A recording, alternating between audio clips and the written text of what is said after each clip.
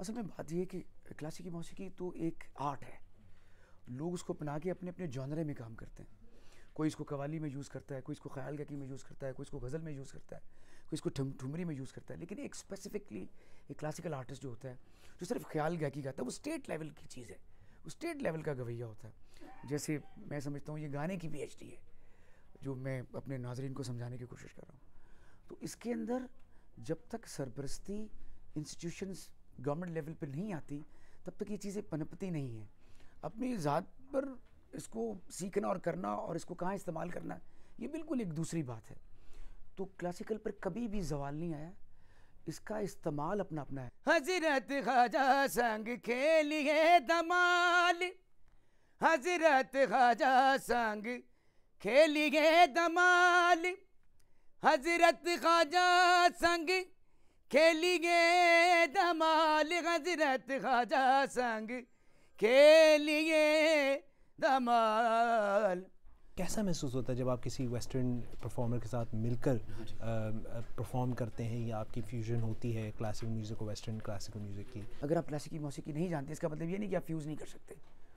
मैं बहुत सारे ऐसे लोगों को जानता हूँ जो बहुत अच्छा म्यूज़िक जानते हैं और शायद इतना वो ग्रामेटिकली ना जानते हों, लेकिन वो भी बड़ा अच्छा काम करते हैं। लेकिन क्लासिकी मौसीकी का सबसे बड़ा यही है, तो दुनिया ग्लोबल विलेज नहीं ग्लोबल टाउन बन चुका है, तो कहीं भी जाके अपने काम को इंट्रोड्यूस कर सकते हैं अगर आपको काम आता है तो। हर घराने की खासियत होती है, हर घराने का एक राग होता है ख़ास, या एक ख़ास अंदाज़ होता है गाने का। आपके घराने शाम चौरासी की भी एक ख़ासियत है। इसके अंदर हमने जो इनोवेशन की, हमारे जो बुज़ुर्गों ने की, वो लय को बड़े खूबसूरत तरीके से देखना है। फिर उसके बाद ये इतना एक्सपेंडेबल काम हो गया है कि माशाल्लाह आज सारी दुनिया सरगम कर रही है, ताने मार रही है। लेकिन सबसे पहले मेरे चचा उस्ताद सलामत अली खान, मेरे वालिद साहब ने इस तरह का काम किया। बल्कि मुझे एक और चीज़ याद है, मेरे पास एक बड़ी यूनिक तस्वीर भी है, कभी हुआ तो मैं आपको शेयर करूँगा तस्वीर, कि नज़ाकत अली खान साहब और सलामत अली खान साहब ने कवाली भी की हुई है। और जो आज आपने खान साहब का अंदाज़ सुना है, नुसरत अली खान साहब का, ये सलामत अली खान साहब ने आज से कोई 50 साल पहले ये अंदाज़ सुनाया भी हुआ है। तो लयकारी और सुर, फॉर इंस्टेंट मैं अगर करता हूँ, धन धन में रोपग सजन पिया मोरे घर गाय, धन धन सा गम दम गम धनी दम दम गम रे। अगर ये तो एक तो सुर के साथ हिसाब चल रहा है, अगर तबला होता मैं तो आपको बताता कि तेज सरगम के साथ लय को कितने हिस्सों में तकसीम करके आप गा सकते हैं। मेंढा इश्क भी तू, मेंढा यारी भी तू, मेंढा दीन भी तू, ईमान भी तू, मेंढा जिस्म भी तू, मेंढी रूह भी तू, मेंढी दिलड़ी भी तू, जिंद जान भी तू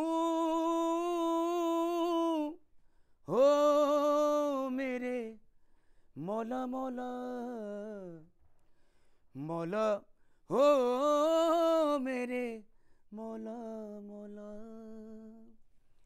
मेरे कंगन में तू, मेरे झुमके में तू, मेरे सूखे में तू, मेरे सावन में तू, मेरे पल्लू में तू, मेरे चिलमन में तू, मेरे ख्वाबों में तू, मेरी आँखों में तू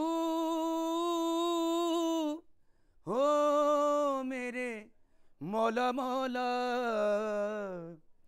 मौला, हो मेरे मौला मौला।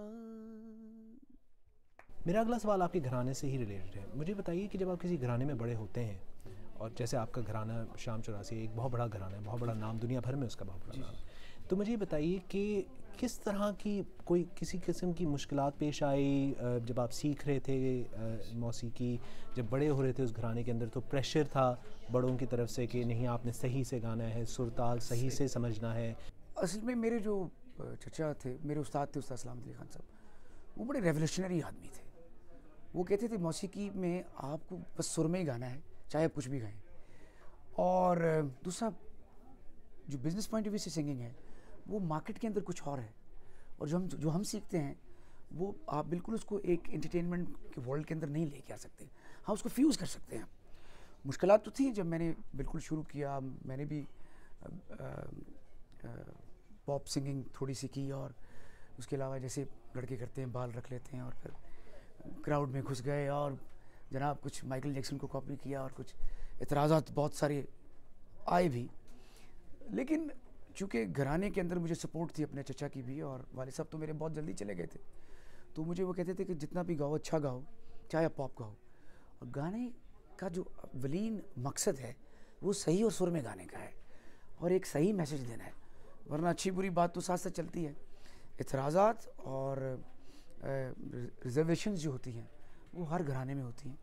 मेरे ख्याल में उसको फेस करना पड़ता है, और सारे लोग अच्छा नहीं कहते, और घराने के अलावा भी लोग बुरा कहते हैं, जो आप पता बहुत डेंजरस दौर है जिसमें सोशल मीडिया में जिसका जो दिल करता है। पहले ज़माने में तो आदमी अपने कैथारसिस को बयान ही नहीं कर सकता था, आज तो जिसका दिल करता है उसको वो कुछ भी कह सकता है। हमारे कई ऐसे क्लिप्स चले जाते हैं जो हमने बड़े ध्यान से नहीं गाए होते, लेकिन लोग इसका इंतज़ार कर रहे होते और वो अपने कमेंट्स लेके बैठे होते। तो इतराज़ात घराने के अलावा अब तो पूरी दुनिया में फैल चुका है।